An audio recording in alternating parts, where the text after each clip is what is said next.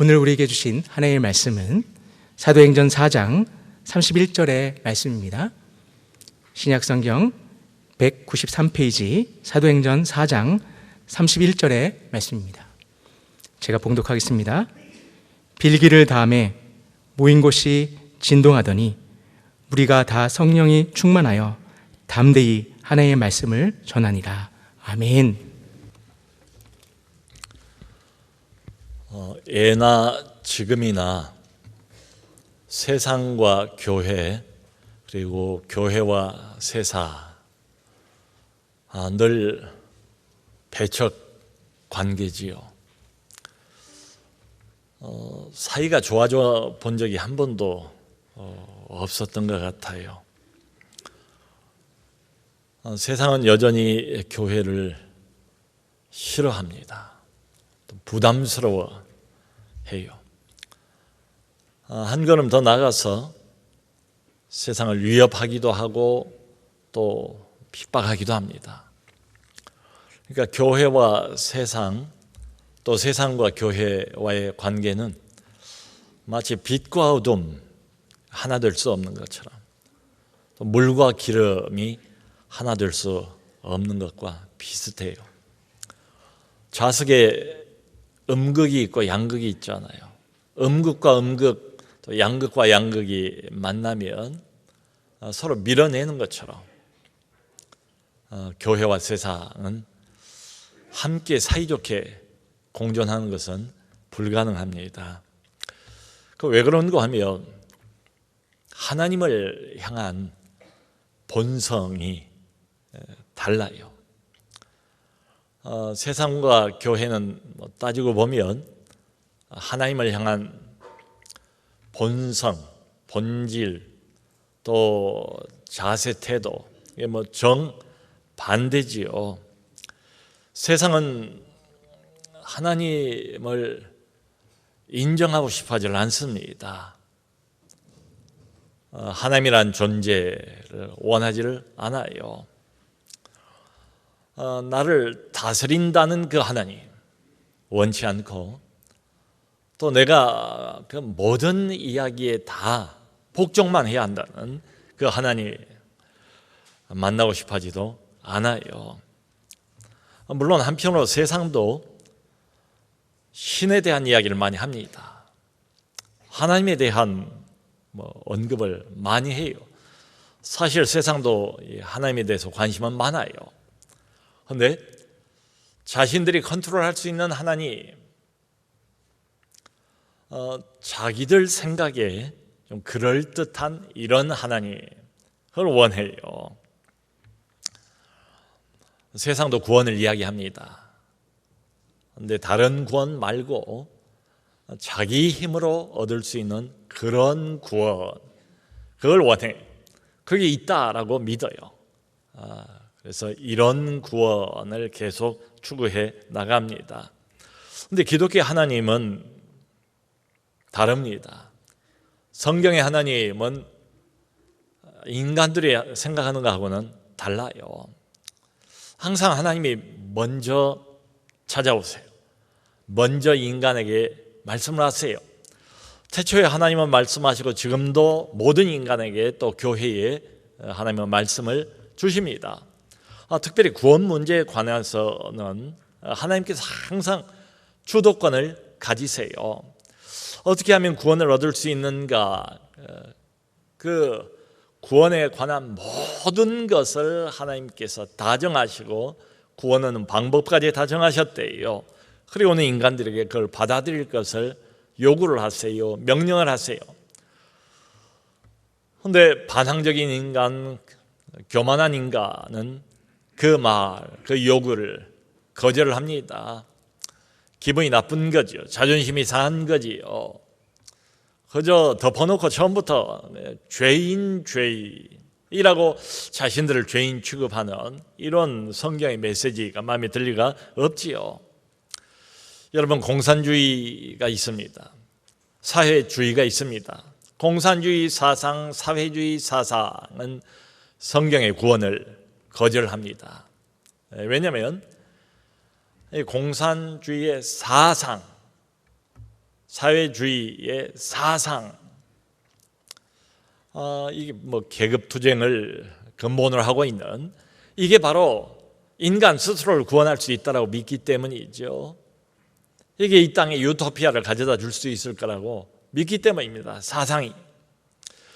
여러분, 철학자들은 성경의 구원을 거절합니다. 왜냐하면 인간의 위대한 이성이 인간 스스로를 구원할 수 있으리라고 굳게 믿기 때문입니다. 과학자들 역시 성경의 구원을 거절합니다. 왜냐하면 이 이야기야말로 과학적으로 검증할 수가 없고 과학적인 발견하고는 너무나 동떨어진 이런 이야기이기 때문이지요. 여러분, 또 현대를 살아가는 많은 세속주의자들도 성경의 구원을 거절합니다. 왜냐하면 구원이 따로 있는 게 아니라고 생각하기 때문입니다. 바로 현재 이 시간, 지금 여기서 자기 만족을 극대화하는 것이 구원인데 다른 구원은 필요 없다. 그저 이 땅에 구원이 있을 뿐이지 저 세상은 내가 알 수도 없다 하면서 구원을 거절합니다. 여러분, 한번 생각을 해보시지요. 수천 년 동안 사상이 발달하고 철학이 발달해 오지 않았습니까? 과학이 발달해 오지 않았습니까? 그리고 문화와 문명이 수천 년 동안 지금까지 발달해 오지 않았습니까? 자, 그러면 과연 인간은 이렇게 오랜 발달을 거쳐서 스스로를 구원하게 되었는가? 아니, 인간이 스스로를 구원할 수 있다는 어떤 조짐이 보이는가? 인간은 점점 더 구원에 가까이 가고 있는가? 그런 사인이 어디 있는 것인가? 여러분, 지난 3년여 동안 코로나로 인해서 우리는 무엇을 깨달았습니까? 온 세계가 고통과 때로는 극한 고생을 경험을 하지 않았습니까? 그러면서 그 눈에 보이지 않는 작은 바이러스 하나에도 어쩔 줄 몰라 하는 인간의 무기력, 그리고 인간의 어쩔 수 없는 한계를 절감하는 시간들 아니었는가? 코로나가 완전히 끝나기도 전에 러시아가 전쟁을 일으켰습니다. 우크라이나하고의 전쟁이 꽤 오랜 시간이 흘렀지만 아직도 끝이 나지는 않습니다. 언제 끝날지를 모르겠어요. 그 전쟁으로 인해서 원유가가 폭등을 하고 곡물 가격이 폭등을 하고 온 세계가 경제적인 어려움을 겪고 있습니다. 그런가 하면 지금은 또 언제 혹시 핵전쟁이 터지지 않을까? 전 세계 모든 사람들이 핵전쟁을 걱정해야 되는 이런 상황입니다. 그것뿐입니까? 우리 주변에 여기저기에서 500년 만에 폭우다, 정말 수백 년 만에 홍수다, 기후재앙이 여기저기에서 보이지 않습니까? 이 기후변화로 인해서 얼마 전에도 미국 플로리다에 상륙한 허리케인 이안이라는 허리케인이 무려 100명 이상을 생명을 앗아갔어요.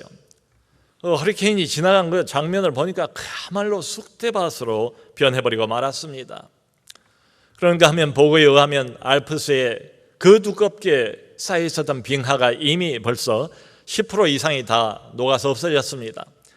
그 전과 지금의 같은 장소를 보는데 그전에는 얼음으로 산처럼 두껍게 쌓여있던 그 장소가 지금은 푸른 녹초지대처럼 바뀌어지고 말았더라고요. 아프리카 사하라 사막에는 점점 자주 눈이 내리고 있는 이런 형편입니다. 이 기후의 재앙에 관한 경고를 사람들이 심각하게 받아들이지 않는 것처럼 보이자 심지어는 나사의 이런 것들을 연구하는 과학자들이 몸소 밖으로 뛰쳐나와서 피켓을 들고 시위를 하는 여기까지 이르게 되었습니다. 제가 함께 교제하는 목사님들 중에 한 목사님은 본인이 아마 점점 이렇게 종말이 가까워오고 있다, 종말에 대한 깊은 예감을 가지고 있으신 것 같아요. 요즘 들어서 그분이 기도 제목으로 계속 같은 내용을 올리신데 내용이 이런 거예요. 종말과 재림의 징조들이 태풍같이 쓰나미같이 밀려오는 세상 끝자락에 서 있는 이 마지막 시대에 영적 대각성이 일어나도록. 여러분, 바로 엊그제는 태국에서 전직 경찰관이었던 어떤 사람이 마약에 취해서 그저 불만을 품고 보육원으로 들어가서 총기를 난사를 했습니다. 40명 이상이 죽었는데 그중 반 이상이 어린아이들이에요. 여러분, 이게 우리가 살아가고 있는 지금 현실입니다. 우리가 원치 않아도 맞닥뜨리고 있는 현실입니다. 매일같이 우리의 미디어와 뉴스를 통해서 우리가 보고 있는 끔찍한 현실들입니다. 이 어디에 인간이 스스로를 구원할 수 있다는 사인이 있습니까? 인간이 자기 자신을 구원할 수 있다는 그런 조짐이, 그 구원이 점점 가까웠다는 어떤 조짐도 없습니다. 오히려 그 반대입니다. 이 모든 것들은 잠깐 훑어보기만 해도 우리 인간 스스로를 너무 믿어서는 안 된다는 아주 명백한 이런 표현들이 아닌가 싶어요. 오늘 여기 사도행전 4장을 보면 발단이 이것입니다. 성전 미문이라는 데서 늘 앉아서 구걸하던 나면서부터 걷지를 못한 사람이 있었습니다. 나이가 한 40살이나 됐대요. 그러니까 한 40년 동안 한 번도 걸어본 적이 없고 걸어볼 생각을 못했던 이 사람이 어느 날 벌떡 일어나게 된 거예요. 걷기 시작한 거예요. 뛰기 시작한 거예요. 대부분의 예루살렘에 있는 사람들이 성전을 올라가면서 이 사람을 많이 봤습니다. 이 사람이 누군지를 압니다. 그런데 이 사람에게 놀라운 기적이 일어난 겁니다. 도대체 이게 무슨 영문인가? 과하게 하지 못한 일을, 의하게 하지 못한 일을, 철학에 하지 못한 일을, 어떤 사상도 하지를 못한 이 일이 일어난 거예요. 그래서 이 일로 인해서 예루살렘에 소동이 일어났고, 이 일 때문에 믿는 사람이 남자만 무려 5,000명 이르렀답니다. 남자만 5,000명이 이 사건을 보고 교회로 들어왔어요. 여자와 아이들까지 합치면 훨씬 더 많을 겁니다. 예루살렘 전체가 이 일 때문에 난리법석입니다. 이 종교 당국자들이 이걸 알고 사도들을 다 잡아 가둡니다. 그리고 오늘 신문을 했습니다. 신문을 할 때 베드로가 이런 말을 합니다. 여러분들이요, 이 일은 우리가 한 일이 결코 아닙니다. 바로 여러분들이 얼마 전에 십자가에 못 박아 죽인, 하나님이 다시 죽은 자 가운데서 살리신 나사렛 예수 그리스도의 이름으로 이 사람이 건강하게 되어서 여러분 앞에 지금 보시다시피 이렇게 건강하게 서 있습니다 하면서 한마디를 더 합니다. 다른 이로서는 구원을 얻을 수 없나니 천하 인간의 구원을 얻을 만한 다른 이름을 하나님이 우리에게 주신 일이 없습니다. 하나님이 구원을 다 정하셨습니다. 하나님이 정하신 구원의 이름은 단 하나밖에 없습니다. 하나님께서 그 이름을 주셨고 바로 그 이름으로 이 사람이 건강하게 되어서 우리 눈앞에 버젓이 서 있습니다. 여러분, 지금 이 말을 한 사람은 누굽니까? 베드로입니다. 갈릴리 어부 출신입니다. 그냥 평범한 사람입니다. 지금 이 말을 들어야 하는 사람은 누굽니까? 종교 당국자들입니다. 여기 보면 다 나와 있어요. 몇몇이 대제사장들, 관리들, 장로들, 서기관들, 그야말로 종교 기득권자들입니다. 예루살렘에서 떵떵거리면서 한다 하는 이 유력한 종교 당국자들, 지도자들입니다. 지금 감히 누가 누구에게 설교를 한단 말입니까? 이 사람들이 들을 리가 없지요. 밀어내지요. 여러분, 지금도 배운 사람들은 복음에 웬만하면 귀를 기울이지 않습니다. 뭔가 이 세상에 좀 떵떵거리고 권력과 힘을 손에 쥐고 있다고 생각하는 사람들, 기득권자들은 복음의 마음을 열지를 않습니다. 교회가 말하는 하나님 귀 기울이지 않습니다. 교회가 전파하는 예수 귀 기울이지 않습니다. 기분이 나쁩니다. 불쾌해요. 자존심이 상해요. 그저 입만 열면 자기를 죄인 취급하고 있는 이 교회의 소위 복음, 나는 필요 없다. 자기들이 뭔데 나보고 믿으라 마라 하는가. 내가 배워도 자기들보다 훨씬 더 많이 배웠을 텐데 믿든지 안 믿든지 그것은 내가 결정하는 것이야, 이런 생각을 하는 거지요. 이 백성들이 워낙 이 사건에 열광을 하는 것을 보고 이 종교 당국자들도 더 이상 어떻게 하지를 못합니다. 그래서 위협을 한 다음에 사도들을 석방을 합니다. 비록 풀려나긴 했지만 이제 교회를 향한 세상의 핍박과 위협이 본격적으로 시작이 된 거죠. 성도 여러분, 오늘 여기 4장을 보면 석방이 되고 난 다음에 사도들이 어떻게 이 일에 대응을 합니까? 여기 23절을 보면 풀려난 후에 사도들이 맨 먼저 어디로 가는가 하면 자기 동료에게 갔대요. 동료에게. 여기 동료라는 건 바로 교회입니다. 같은 신앙을 갖고 있는 사람들입니다. 하나님의 백성들이요, 예수 그리스도를 믿고 따르는 그리스도의 제자들입니다. 교회 공동체입니다. 이 사람들은 석방되고 난 뒤에 바로 집으로 가지 않았대요. 가족들 품에 안기지 않았대요. 교회로 갔답니다. 그리 달려갔답니다. 그래서 무슨 일을 당했는가를 정확하게 다 보고를 했습니다. 이 이야기를 교회 공동체가 함께 다 들었대요. 그리고 난 다음에 그들이 어떤 태도를 보입니까? 바로 뒤에 보면 24절에 이렇게 나와 있습니다. 그들이 한 마음으로 소리를 높여 합심하여 기도했답니다. 여러분, 교회가 위기를 만났습니다. 문제 상황에 직면하게 되었습니다. 위기 상황에 직면했을 때 교회는 모여서 머리를 맞대고 토론하지 않았습니다. 이 난관을 도대체 어떻게 극복할 것인가, 구체적인 대응 전략을 짜는데 급급하지 않았습니다. 여러분, 바로 이게 교회입니다. 모여서 기도했습니다. 교회는 애나 지금이나 어떤 모종의 문제를 만납니다. 늘 세상과 맞닿아 있지요. 세상의 유혹을 받기도 합니다. 세상의 위협을 당하기도 합니다. 교회는 문제를 만나면 마치 본능처럼 엎드립니다. 함께 엎드립니다. 소리를 높입니다. 기도합니다. 왜요? 해결의 열쇠가 우리 손 안에 있지 않다는 것을 알기 때문입니다. 이 예루살렘 교회가 함께 모여서 마음을 같이해서 소리를 높여 기도했을 때 맨 먼저 그들이 부르는 이름, 맨 먼저 입에서 튀어나온 표현은 이것이었습니다. 대주제여, 대주제여.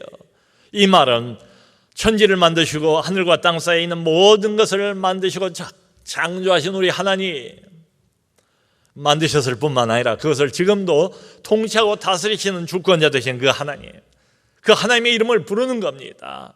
왜요?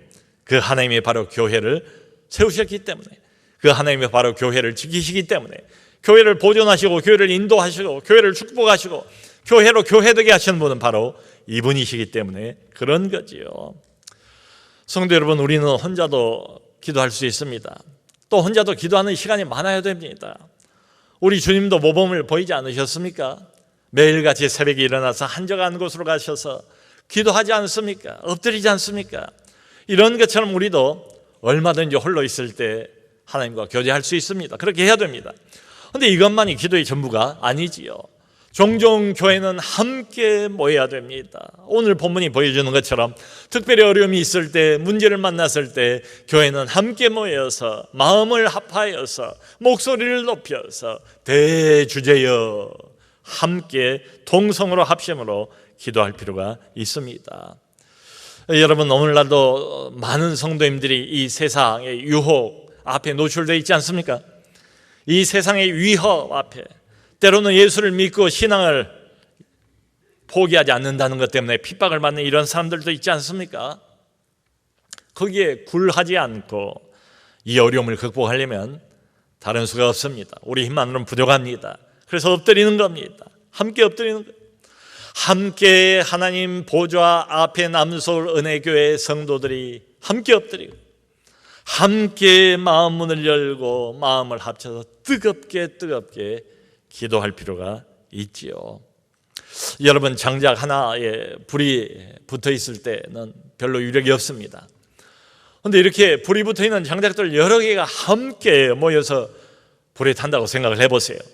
얼마나 대단한 위력을 발휘를 하겠습니까? 이와 비슷합니다. 우리 성도들도 세상에 나가면 혼자 있습니다. 혼자 있을 땐 대단히 약해 보입니다. 힘이 없어 보입니다. 별것 아닌 것처럼 생각이 될 수도 있습니다. 그런데 이 약한 성도들이 함께 모입니다. 함께 기도합니다. 함께 마음을 합쳐서 함께 소리를 높여 하나님 보좌 앞에 간절히 기도할 때 큰 확신을 얻게 되지요. 그리고 큰 능력을 우리는 맛보게 됩니다. 큰 확신과 큰 능력이 종종 동반이 돼요. 여기 성경을 보면 그때 기도의 장면을 아주 정확하게 묘사하고 있지 않습니까? 조용히 기도하지 않았대요. 물론 우리가 조용히 기도할 때가 있습니다. 개인 기도할 때, 새벽에 나와서 기도할 때 다른 사람들에게 방해가 되지 않도록 조용조용하게 기도할 필요가 있지요. 그런데 지금 상황은 다르지 않습니까? 문제에 직면한 상황입니다. 위기의 상황입니다. 앞으로 교회가 어떻게 될지도 모르겠어요. 그러니까 모두가 다 모여서 기도하는데 소리를 높여서 큰 소리로 부르짖어서 기도했대요. 이것은 바로 간절한 마음의 표현이죠. 절박한 마음의 표현이지요.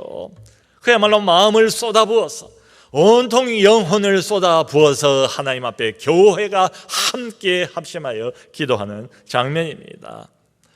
여러분, 불이 활활 이렇게 타오르고 있는 곳에 가까이 가서 뭔가 나무나 종이나 이런 걸 대면 금방 불이 붙지 않습니까? 그런 것처럼 때로 우리 영혼의 불이 꺼져버릴 수도 있지 않습니까?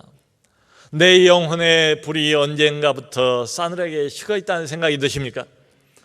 한때는 뜨거웠던 성령의 불꽃이 사라져버리고 내 마음이 너무나 건조하고 내 마음이 너무나 어둡다는 생각이 드십니까?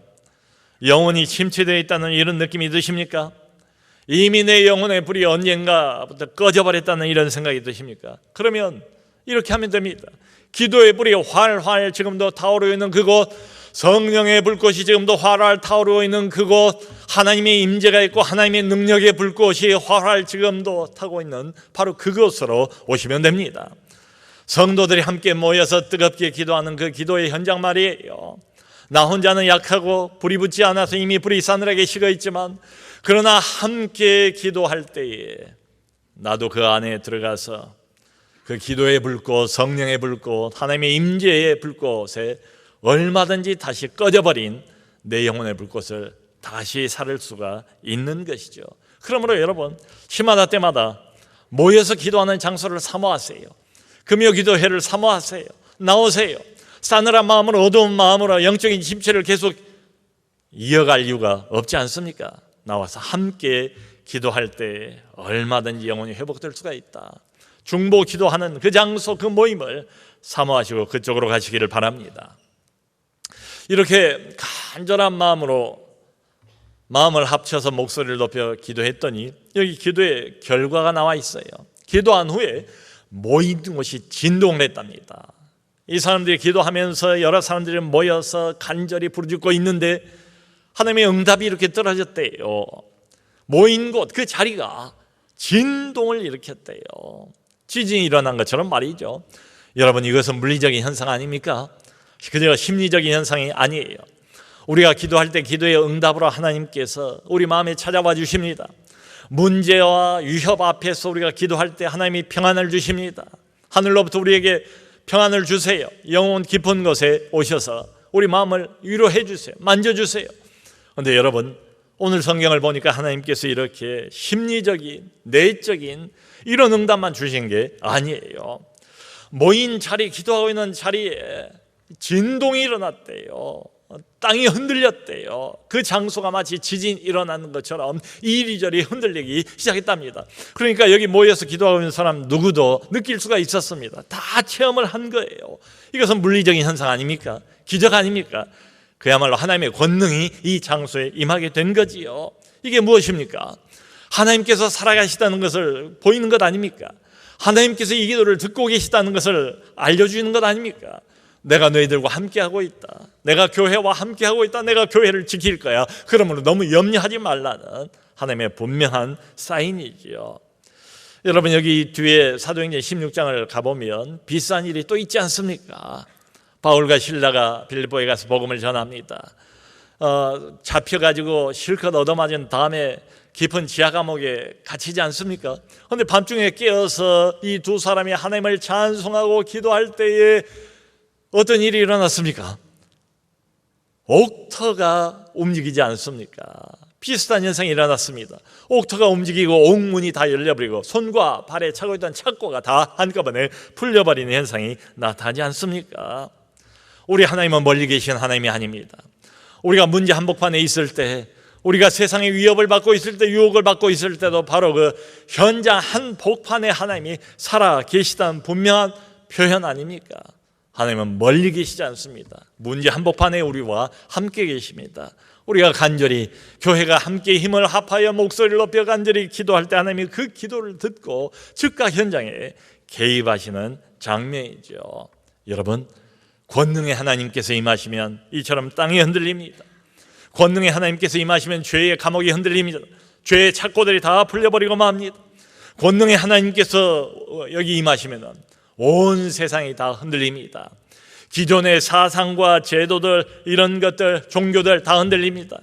사람들이 믿고 의지하고 있던 기존의 모든 이런 철학들, 이런 모든 것들이 다 흔들립니다. 인간이 세워놓은 모든 바벨탑들이 다 흔들리고 맙니다. 인간이 믿고 의지하고 있었던, 구원의 방편으로 여기고 있었던 모든 것들을 하나님은 임재하시면 다 흔들어 버리십니다. 하나님을 대적하고 높아진 모든 것들을 우리 하나님은 다 그 권능으로 흔들어 버리십니다. 그 결과가 무엇이었는가? 아까 우리가 읽었던 그 한 구절에 아주 잘 나와 있습니다. 모든 사람이 다 성령으로 충만했대. 무리가 다.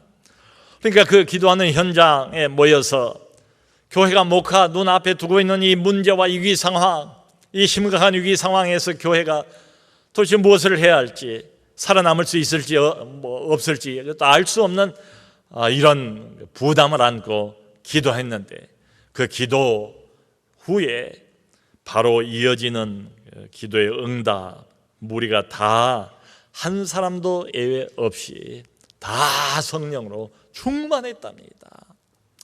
여러분, 바로 이 사람들은 얼마 전에 오순절에 성령을 받지 않았습니까? 하나님께서 약속하셨던 그 하나님의 영이신 성령께서 드디어 이 땅을 찾아오셨습니다. 요엘 선지자가 600여 년 전에 말했던 그 약속을 드디어 하나님께서 성취하셨습니다. 오순절 날 아침이었습니다. 120명 정도가 모여서 간절히 기도하고 있는데 급하고 강한 바람 같은 소리가 들렸습니다. 그러더니 성령께서 불꽃처럼 각 사람의 머리 위에 머물고 있는 것을 보게 되었습니다. 여러분, 예수님께서 승천하시기 전에 이 제자들에게 미리 말씀하지 않았습니까? 너희가 아버지께서 약속하신 것을 받기 전까지는 예루살렘을 떠나지 마라. 성령이 오시면 성령의 권능을 받고 그런 후에 너희가 예루살렘과 유대와 사마리아와 온 땅 끝까지 흩어져서 나의 증인이 되리라. 바로 그 성령입니다. 제자들은 예수님의 복음을 들었습니다. 부활한 이후에도 40일 동안 예수님에게 하나님 나라에 대한 특별 과외를 받았습니다. 그런데 그런 것 가지고 되는 것이 아닙니다. 뭔가 한 가지가 더 필요합니다. 그것이 무엇인가? 교회가 교회될 수 있는 결정인 한 가지가 남아 있습니다. 그것이 무엇인가? 바로 성령의 오심입니다. 성령의 능력입니다. 성령의 충만입니다. 오순절 날 아침에 제자들이 성령의 강력한 임재를 체험하면서 입을 열어서 그 권능에 힘입어서 성령의 감동으로 저희가 전혀 배워보지도 못한 다른 나라 말들을 방언으로 이야기하지 않습니까? 하나님 나라의 일들을 말하지 않습니까?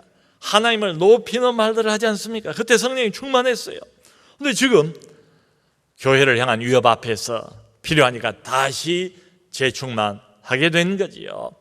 여러분, 바로 이것이 오늘날도 하나님께서 교회를 위해 사신 일입니다. 교회가 필요하면 언제든지 하나님은 다시 반복해서 성령으로 재충만하게 해 주십니다. 여러분, 오늘날 우리에게도 필요한 것이 무엇인가? 신자가 그냥 신자가 아니라, 교회가 그냥 교회가 아니라 능력 있는 신자가 되기 위해서, 능력 있는 교회가 되기 위해서 오직 한 가지가 필요합니다. 성령의 충만, 성령의 재충만. 여러분 생각해 보세요. 오늘날 우리가 안고 있는 이 문제들 도대체 이유가 뭡니까? 왜 그토록 많은 교육가들이 있고 그토록 많은 이론들이 있고 그토록 많은 도덕가들이 있는데도 불구하고 세상은 왜 이 모양 이 지경입니까? 우리의 문제가 이론을 모르기 때문입니까? 무엇이 옳고 무엇이 그런가 거기에 대한 지식이 없기 때문에 이렇게 되는 것입니까? 그게 아니지요. 정직하게 문제에 접근해 보면 문제의 핵심이 뭡니까? 옳은 것이 무엇인지를 합니다. 그만큼 많이 배운 사람들이 얼마나 많습니까? 옳은 것이 무엇인지를 알면서도 그 옳은 것을 실천할 만한 힘이 없죠. 잘못된 것이 무엇이고 틀린 것이 무엇인 것을 분명히 압니다. 저게 아니란 걸 알면서도 그걸 거절할 만한 힘이 없어요. 오늘날 우리의 문제는 지식이 없는 것이 아닙니다. 사실은 힘이 없습니다. 옳은 것을 실천할 힘이 없고 잘못된 것을 거절할 힘이 없는 것이 우리의 진정한 문제입니다. 문제는 힘에 있습니다. 이건 이론과 지식의 싸움이 아닙니다. 이건 파워게임입니다. 우리 자신에게는 죄를 이길 만한 힘이 없어요. 우리는 세상의 위협과 세상의 유혹을 감당할 만한 힘이 없습니다. 결심을 해도 안 돼요. 세상은 여전히 교회를 위협합니다. 또 교회를 유혹합니다. 손짓합니다. 핍박을 합니다. 성도 여러분, 거기에 맞설 힘을 도대체 어디서 얻을 수 있을까요? 교회가 세상에 아무리 교회를 흔들어도, 세상에 아무리 거센 쓰나미와 같은 거대한 어둠의 힘으로 휘몰아쳐도 내가 우뚝 서서 주 예수를 믿는 그 믿음을 버리지 않을 수 있는 그 믿음의 용기를 얻을 수 있을까요? 어디서 얻을 수 있을까요? 그 담대함을 어떻게 얻을 수 있을까요? 비결은 하나밖에 없습니다. 성령의 능력입니다. 내 안에 있는 힘이 아닙니다. 위로부터 오는 힘입니다. 하나님 자신의 능력이 필요해요. 성령으로 재충만된 일, 성령의 능력으로 재충만된 일, 날마다 재충만된 이 일이 필요합니다. 한 달 전에 성령 충만 가지고 오늘 이길 수 없습니다. 일주일 전에 성령 충만 가지고 오늘 살아낼 수 없습니다. 매일매일 하늘로부터 오는 이 능력이 우리 모두에게 절실하게 필요합니다. 여러분, 우리가 운전을 할 때에 기름이 떨어지면 어디로 갑니까? 주유소로 가지요. 주유소로 가서 기름을 재충전하는 것처럼 말이죠. 성령의 기름이 떨어지면 어디로 가야 되겠습니까? 바로 성령의 기름을 재충전하는 성령 재충전 주유소가 바로 이게 기도입니다. 기도의 현장이에요. 지난 27년 동안도 하나님께서 우리 남서울 은혜교회를 여기까지 인도해 주셨습니다. 우리 모든 것을 추워도 의심하지 않고 믿습니다. 축복해 주셨습니다. 많은 선한 일이 가능할 수 있도록 우리 마음을 열어주셨어요. 어려움도 있고 난관도 있었지만은 주님이 애당초에 우리에게 주신 처음에 그 목표, 우리에게 부탁하신 그 소명, 힘들지만 참 보람 있는 기쁨을 가지고 여기까지 나왔습니다. 그래서 많은 선한 일을 할 수가 있었고, 하나님이 주신 은혜와 하나님이 주신 물질들을 주변에 필요한 사람들에게 지금까지도 계속 흘려보낼 수가 있었습니다. 자, 그런데 여러분, 좋습니다. 한 가지 우리가 함께 생각할 것은, 교회는 일반 구제단체와 다릅니다. 교회는 일반 사회에도 있는 많은 자선단체와도 다릅니다. 교회는 한 가지가 다릅니다. 이 모든 선한 일들 주님이 요구하셨습니다. 말씀하신 명령을 따라갑니다. 주님이 요구하시고 주님을 기쁘시게 해드리기 위해서 우리는 이 일들을 앞으로도 계속할 것입니다. 그런데 교회는 일반 구제단체나 이런 자선단체와 다른 것 한 가지가 더 있습니다. 교회는 꼭 이게 필요합니다. 교회로 교회되기 위해서. 그게 뭔가 하면 바로 성령의 충만입니다. 성령의 충만이에요. 성령의 충만이 있어야 신자는 신자다워집니다. 성령의 충만, 성령의 지배와 다스림을 받아야 교회는 교회다워지게 되는 거지요. 여러분, 여기 보세요. 성령 충만하고 난 다음에 무슨 일이 벌어졌습니까? 이 사람들이 다시 밖으로 나가서 담대히 하나님의 말씀을 전하기 시작했대요. 지금 위협을 받고 있는 상황입니다. 더 이상 예수 이름을 말하지 말라고 위협을 받았습니다. 교회가 위협을 받았습니다. 앞으로 무슨 일이 일어날지 몰라요. 그럼에도 불구하고 성령으로 충만해지고 믿음의 용기가 솟아오르자 이 사람들은 하늘의 감동을 이기지를 못하고 밖으로 뛰쳐나가서 남녀노소 만난 사람 누구에게다 담대히 하나님의 말씀을 전했대요.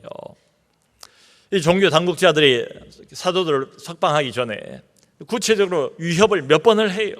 이 18절에도 보면, 나가거든 앞으로 다시는 예수 이름으로 말하지도 말고 가르치지도 말라. 이 이야기를 듣고 베드로와 요한이 썩 나서면서 19절 20절 보면 이렇게 말합니다. 하나님 앞에서 너희 말 듣는 것이 옳은가, 하나님 말씀 듣는 것이 옳은가 너희가 스스로 판단하라. 우리는 보고 들은 것을 말하지 아니할 수 없다. 우리는 당신들이 보지 못한 걸 보았다. 우리는 당신들이 듣지 못한 걸 들었다. 하나님의 나라가 이 땅에 임하는 것을 보았다. 하나님의 권능과 역사와 하나님의 임재가 이 땅에서 드디어 일어나는 것을 보았다. 하나님의 구원이 이 땅에서 본격적으로 시작된 것을 우리는 보았다. 하나님께서 모든 죄의 감옥 속에 아직도 갇혀있는 모든 인류를 향해서 불쌍한 영혼들에게 주시는 메시지를 우리는 들었다. 하나님이 세상을 이처럼 사랑하사 독생자를 주셨으니 이는 저를 믿는 자마다 멸망치 않고 영생을 얻게 하려 하심이라. 하나님이 오늘 우리에게 주신 이 구원의 위대한 소식, 하나님이 우리에게 오늘도 들려주기를 원하시는 위대한 이 복음의 소리, 이 들은 복음의 메시지를 우리는 전하지 아니할 수 없다. 우리는 보고 들은 것을 말하지 아니할 수 없다. 여러분, 이 말씀에 근거하면 신자는 바로 말하는 자입니다. 교회는 바로 말하는 단체입니다. 말하는 사람들이에요. 무슨 말입니까?